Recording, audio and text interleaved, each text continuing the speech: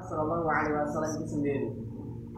Jadi maknanya bahwa Al-Quran ini dibawa oleh malaikat Jibril dan disampaikan kepada Nabi Muhammad SAW.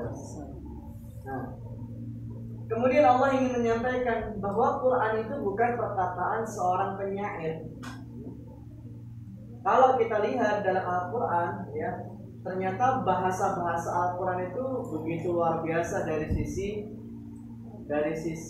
linguistiknya, dari sisi kalau dalam bahasa kita itu ya sastranya gitu. Ya, sastranya ya. Jadi sangat luar biasa Quran ini dilihat dari segi sastranya.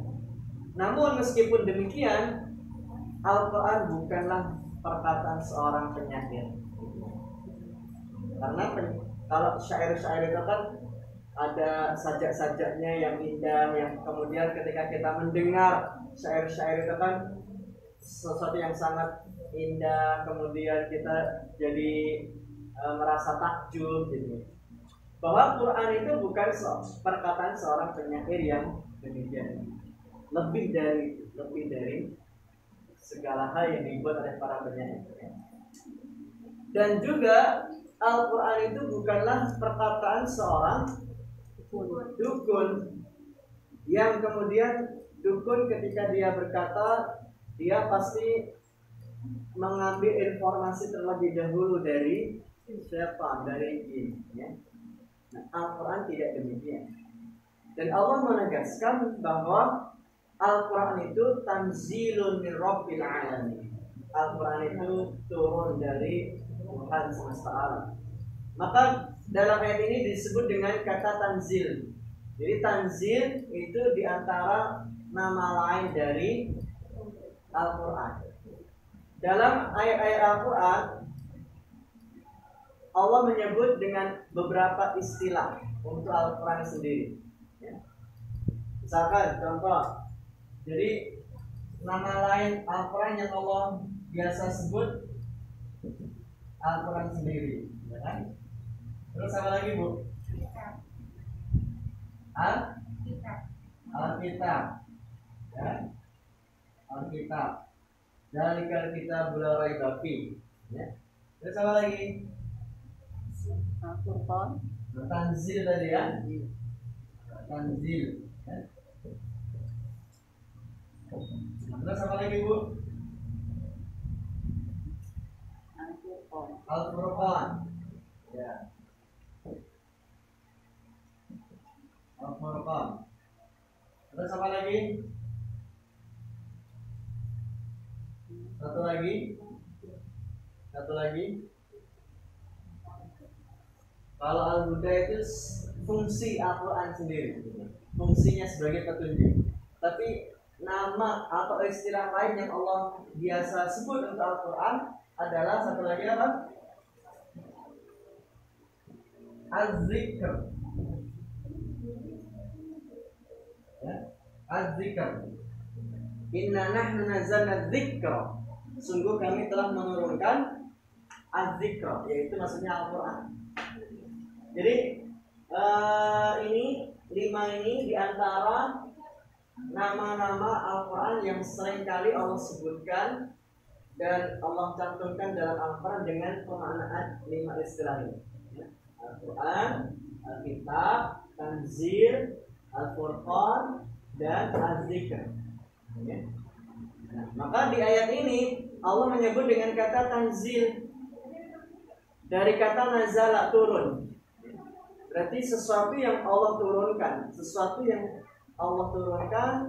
kepada hamba-hambanya, yaitu adalah wahyu Al-Quran itu sendiri, sehingga disebut dengan tanzil. Nah, adapun mana hudan, kemudian rahmat dan sebagainya, itu diantara fungsinya. Fungsi Al-Quran sebagai hidayah, pedoman hidup, fungsi Quran sebagai syifa, ya, sebagai obat, fungsi Quran sebagai rahmatan lil alamin. Ya. Nah, itu fungsinya. Tapi kalau istilah-istilah nama lain dari Quran, seringkali Allah menyebut dengan 5 ini. Gitu, ya. Baik. Kemudian yang selanjutnya, Ibu, walau taqawwala alaina ba'dal aqawil, dan sekiranya dia Muhammad membuat atau mengada-ada sebuah perkataan dari Al-Quran. Jadi meskipun kita tahu bahwa Nabi SAW tidak akan mengada-ada terkait Al-Quran, akan tetapi Allah mengingatkan bahwa jika seandainya, dan di sini maknanya dengan kata lau, sekiranya, seandainya Nabi mengarang-arang tentang isi Al-Quran, niscaya Allah akan menyiksanya juga, kan gitu. Tetapi Nabi tidaklah menyampaikan Al-Quran melainkan itu benar-benar datang dari Allah, sehingga Rasulullah tidak termasuk orang yang mengada-ada, apalagi mengarang-arang tentang isi Al-Quran. Semuanya dari Allah. Nah, kemudian di ayat yang berikutnya Ibu, la akhadna minhu bil yamin summa la qata'na minhu al watin. Jadi Allah memberikan gambaran kalau saja sekiranya Nabi Muhammad itu mengarang-arang tentang isi Quran, maka kami akan mengambilnya atau memegangnya pada tangan kanannya dan kami akan potong pembuluh jantungnya. Apa maksudnya Ibu? Bahwa kalau Nabi saja diberikan ancaman yang seperti ini, maka bagaimana dengan manusia yang lain yang mereka mengada-adakan dengan sebuah kitab suci? Makanya kitab Injil, ya, kitab Taurat itu kan sudah diada-adakan, sudah dikarang-karang oleh manusia. Tapi Al-Quran Allah yang akan menjaganya sampai nanti hari kiamat. Sehingga inna nahnu nazzalna dzikra wa inna lahu lahafidun. Allah yang akan menjaga kesucian dan kemurnian Al-Quran, dan tidak ada satupun orang yang akan bisa mengkarang dan mengada-adakan isi Quran. Bahkan Rasulullah sendiri nggak akan mungkin. Nah, kalau ada yang demikian, Allah memberikan satu ancamannya, laqata'na minhul watin, maka kami akan potong pembuluh jantung. Jadi artinya ini yang termasuk dosa-besar, ketika seseorang mengada-adakan tentang Al-Quran. Bukan hanya maksudnya mengada-adakan, artinya mengarang-arang isinya Quran. Masuk dalam kategori hal ini adalah ibu-ibu adalah ketika berbicara, berpendapat, berkesimpulan tanpa dalil Al-Quran. Jadi kalau orang mengambil satu hukum, ya, dan kemudian tidak ada landasannya dari Al-Quran, hanya ikut perasaan dan akalnya saja, ini masuk dalam kategori kan? Masuk kategori ini. Walau taqawwal, mengada-adakan dengan nama kami atas kami, kata Allah.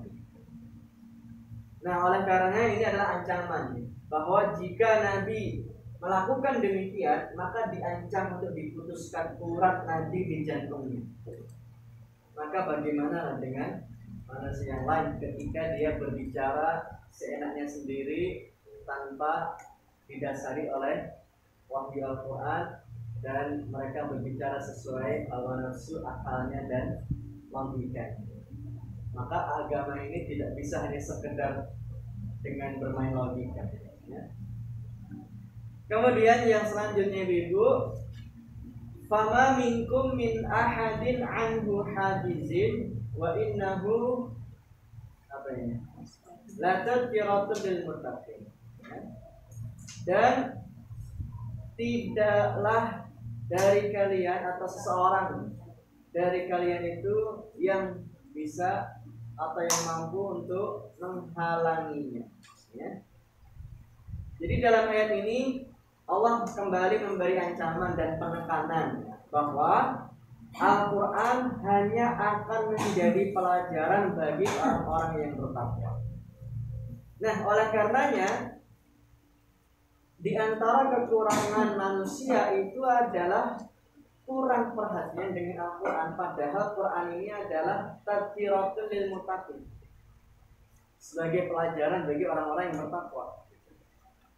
Nah, ya alhamdulillah saat ini kan banyak orang yang bersemangat untuk ngaji Quran gitu ya, baca Quran, apalagi menghafal Quran gitu ya. Akan tetapi pada dasarnya hal ini adalah sebagai sarana saja. Belajar baca, belajar menghafal, memperbaiki bacaan, tahsin tilawahnya. Ini semuanya juga adalah sebagai sarana. Sarana untuk apa? Sarana untuk bisa memahami isi Al-Quran. Maka kelas kita, program kita yang seperti ini diantara sarana untuk kita bisa memahami Al-Quran. Karena itu yang jauh lebih penting daripada hanya sekedar membaca. Maka di sini pentingnya kenapa kita harus memahami Al-Quran itu sendiri. Karena ketika kita sudah paham Quran, maka Allah mengatakan tadhkiratul lil muttaqin, sebagai pelajaran yang penting bagi orang-orang yang bertakwa. Jadi kalau kita ke orang yang bertakwa, berarti Qurannya harus dibaca, Qurannya harus dipelajari, harus dipahami. Nah, kemudian wa inna lana'lamu anna minkum mukadzibin, dan sungguh kami juga mengetahui ada di antara kalian itu yang mendustakan. Jadi sangat banyak orang-orang yang masih juga mendustakan Al-Quran ini. Lebih-lebih ketika Al-Quran di awal-awal turunnya, orang-orang kafir Quraisy mereka sangat menolak dengan turunnya wahyu Al-Quran ini. Sehingga kenapa kemudian Quran turun dengan bahasa Quraisy? Karena Quran ingin menyesuaikan bahasa-bahasa yang dimiliki oleh orang-orang kafir Quraisy ketika itu, dan bahasa Quraisy itu bahasa yang paling baik di antara kabilah-kabilah Arab saat itu. Makanya Al-Quran turun dengan bahasa Quraisy. Ya. Nah, kemudian yang selanjutnya Ibu, wa innahu lahasratun 'alal kafirin, dan sungguh Al-Quran itu akan menimbulkan penyesalan bagi orang-orang kafir nanti. Di antara penafsiran ahli tafsir tentang ayat ini adalah ketika di hari kiamat orang-orang kafir itu akan menyadari betapa besar pahala yang didapatkan dari orang yang membaca dan mengamalkan Al-Quran, sehingga mereka benar-benar menyesal kenapa dulu mereka tidak peduli dengan Al-Quran, kenapa dulu nggak pernah baca Quran, kenapa dulu nggak pernah mencoba untuk belajar memahami Quran. Jadi inilah penyesalan orang-orang kafir nanti di hari kiamat. Mereka baru tahu, oh ternyata bersama Quran itu pahalanya besar ya. Oh ternyata bersama Quran, baca Quran itu dapat syafaat ya. Oh ternyata memahami Quran itu menurunkan keberkahan, membuka pintu hidayah, kebaikan dan sebagainya. Ini yang menjadi penyesalan bagi orang-orang kafir di hari kiamat. Kenapa dulu nggak belajar ketika di dunia? Maka alhamdulillah Allah berikan kesempatan untuk kita bisa belajar seperti ini. Ini harus sangat-sangat kita syukuri. Dan orang-orang kafir sekali lagi mereka menyesal kenapa dulu nggak belajar, kenapa dulu nggak ikut sekejap ini. Nah, jadi inilah karena mereka nggak tahu betapa besarnya pahala yang didapat oleh orang-orang yang senantiasa bersama Al-Quran. Ya. Kemudian wa innahu lahaqqul yakin, dan sesungguhnya Al-Quran itu adalah kebenaran yang meyakinkan. Kebenaran yang meyakinkan. Jadi kalau kita lihat kata yakin Bu, itu dalam Al-Quran ada 3 ya. Kata yakin ya. Dulu sudah pernah kita sampaikan sebentar. Jadi yakin itu ada yang namanya ilmal yakin. Dalam surah At-Takatsur itu bagaimana ayatnya Bu? Kata siapa? Kalla law ta'lamuna ilmal yakin. Ilmal yakin.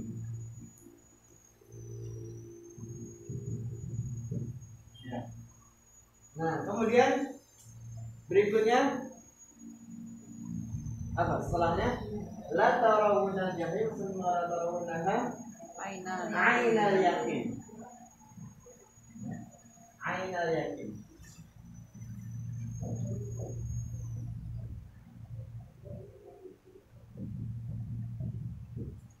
Nah, yang ketiga seperti yang dalam ayat ini. Wa innahu la haqqul yakin. Haqqul yakin.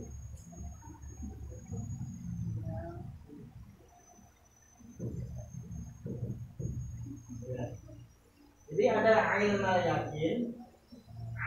yakin dan haqqul yakin.